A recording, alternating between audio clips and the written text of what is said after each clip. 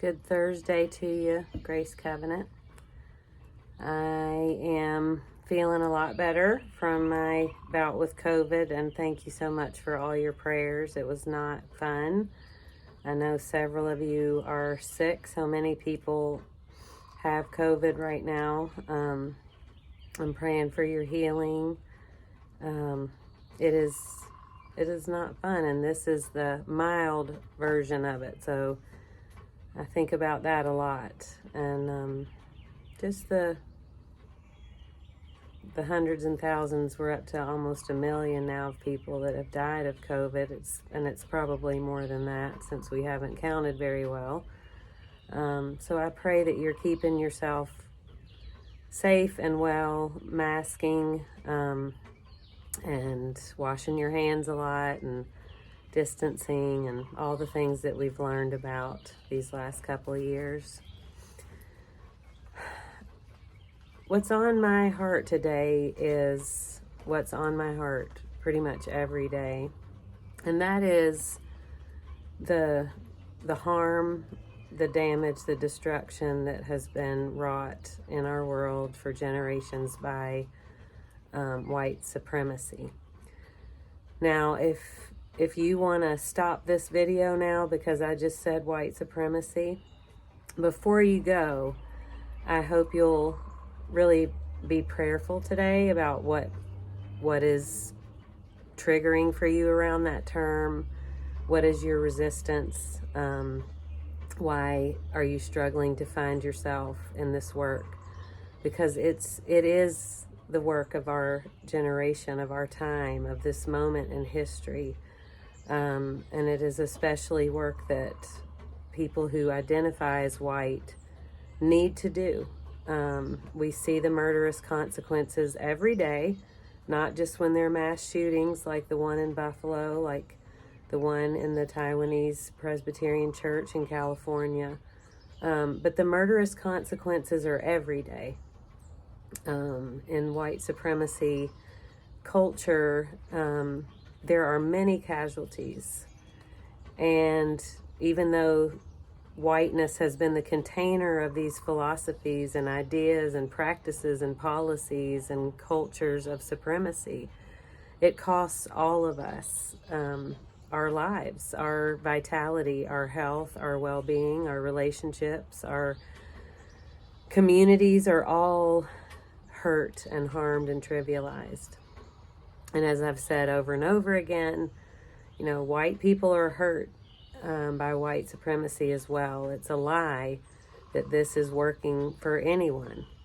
But the people who really carry the weight and bear the brunt of it are Black and brown and indigenous people and indigenous Black and brown communities. There are so many ways that you can engage in this work at Grace Covenant. This isn't something we just do intermittently. It's not something that we just talk about in a class or we just read a book here and there. This is the work of our community. It shows up in every meeting. It shows up in every council. It shows up in every committee. It shows up in our budget. It shows up in our building. It shows up in our staff. It shows up in our worship. It is part of what we're practicing every day, is how to be together differently, how to do things differently. And one of the things that has been happening the last several years at Grace Covenant is that we have a reparations fund. And that is a pot of money that was started by an anonymous donor who gave $50,000 to the church. And that donor has continued to renew that fund. But we also use some of your pledge dollars for that. We also have other ways that we fund that and other donations. And if that's something you're interested in, you can give to the reparations fund online. There's a group that's come to call itself Just Funding, that is people from the community. It's Black and brown led. There are white people in Just Funding, including me and a couple of other people from the community. And But just funding is the collective that makes decisions about that money and how it needs to get deployed in Black and brown communities, to build opportunity, to help in difficult situations, to do repair. And it has been an amazing process to be a part of that collective, because we've really centered building trust and relationship with one another, and it has become a really sacred space of friendship and collaboration, and also just deep exploration, and continued work together, because we all know that this work never ends, and that movements can never just be one group. Movements have to be large collectives of people across contexts that decide we're ready for something different. And so everything at Grace Covenant is really about practicing how we can equip ourselves to be a part of this movement of mutual liberation and anti-racism and dismantling white supremacy.